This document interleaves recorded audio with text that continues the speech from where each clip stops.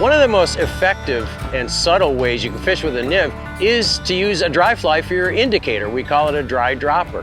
And you just tie on a big, fairly visible, high floating dry fly. You tie a piece of tippet on the bend of that hook and you put a nymph underneath it. Now you have to be careful, you can't use a super heavy nymph because it'll drown the dry fly.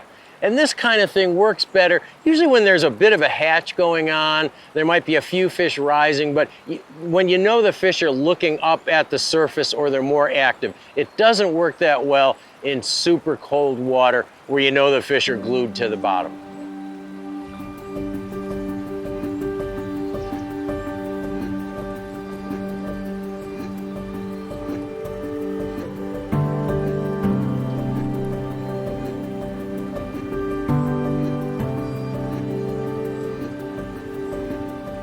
Oh!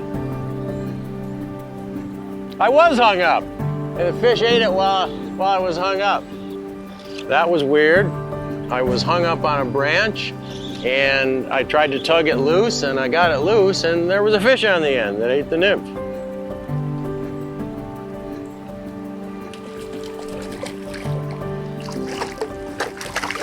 Fat, fat fish.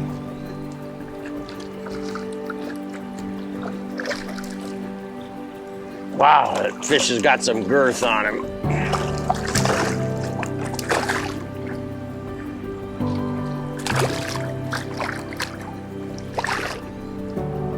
Of course, the added bonus is that you might also catch a fish on a dry, and you get to use 2 different kinds of flies at once. Best dry flies to use on this are highly visible foam-bodied dries. One of my favorites is the CHUBBY CHERNOBYL. It combines a foam body with a highly visible yarn wing, which shows up well on the water and sheds water with a single false cast. But any heavily hackled or foam-bodied dry fly with a hair or yarn wing, like a stimulator or a hopper pattern, will work.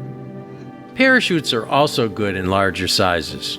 You can even use smaller dries, but you'll need to combine these with lightly weighted or unweighted nymphs like the pheasant tail.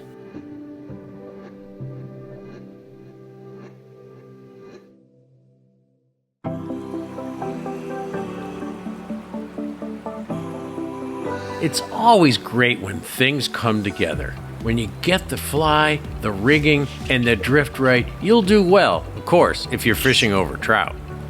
That's a Hollywood. Is it a cutthroat? On the big nymph again. That's a pretty fish.